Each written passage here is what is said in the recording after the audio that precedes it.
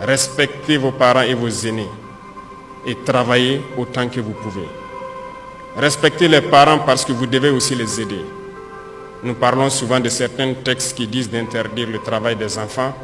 C'est bien, mais je peux vous dire que notre société est bâtie sur des valeurs. Et dans ces valeurs, vous devez faire un minimum de travail pour les parents. Moi que vous voyez devant vous, j'ai lavé les marmites de ma maman.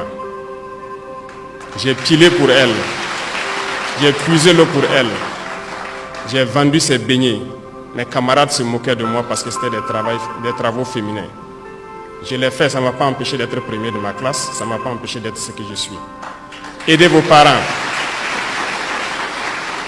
Aidez-les dans leurs tâches et surtout pendant ces mois de vacances, apprenez à travailler, apprenez à faire quelque chose de vos 10 doigts, ça va vous aider coûte que coûte. Dans vos écoles, l'environnement doit être propre, vos salles de cours et l'environnement autour de vous. Faites en sorte d'être toujours propre, de planter autant que vous pouvez des arbres et vos enseignants vont vous accompagner à vous former dans le minimum qu'il faut faire dans la production agricole, notamment le potager.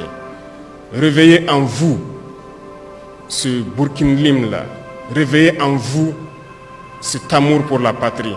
Vous pouvez et vous devez amener tous vos camarades par solidarité à être de très bons citoyens.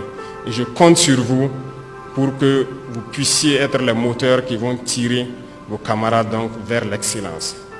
Et quant à vous donc, parrains et membres du gouvernement, je dirais, nous avons une mission d'encadrer ces jeunes, de les appuyer. Je peux vous dire que lorsque nous ferons baisser la fièvre donc, de cette guerre et que nous maîtriserons nos dépenses militaires, nous devrons investir beaucoup dans certains domaines.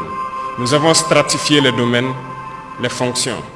Et dans la première couche se retrouvent bien sûr nos forces de défense, nos forces de sécurité intérieure, le monde enseignant en gros, le monde de la santé et le monde de l'agriculture.